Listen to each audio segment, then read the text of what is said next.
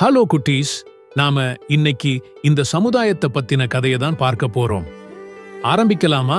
ஒரு காலத்தில் தமிழ்நாட்டில் ஒரு சிறிய கிராமத்தில் கணவன் மனைவி இருவரும் வாழ்ந்து வந்தார்கள்.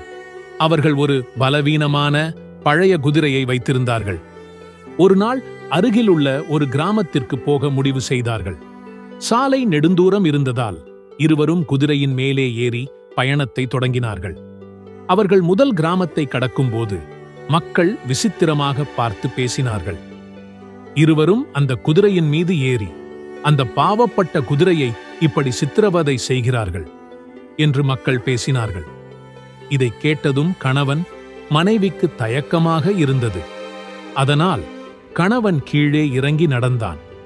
மனைவி மட்டும் குதிரையின் மேல் பயணித்தாள். சில நேரத்தில் அவர்கள் இன்னொரு கிராமத்தை கடக்கும்போது மக்கள் சொன்னார்கள், அந்த பெண்மணியை பாருங்க, கணவரை நடக்க வைத்துவிட்டு தான் மட்டும் சுகமாக அமர்ந்து பயணம் செய்கிறாள் என்று பேசினார்கள். அவளுக்கு தர்ம சங்கடமாக இருந்தது. உடனே அவள் இறங்கி கணவனை மட்டும் குதிரையில் ஏற்றினாள்.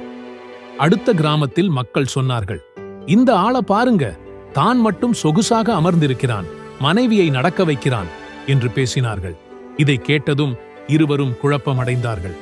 கடைசியாக இருவரும் குதிரையிலிருந்து இறங்கி குதிரையுடன் நடக்க ஆரம்பித்தார்கள்.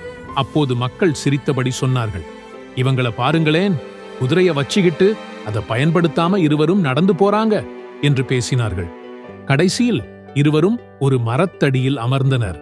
அவர்கள் சோர்வாகவும் மனவேதனையுடன் இருந்தார்கள்.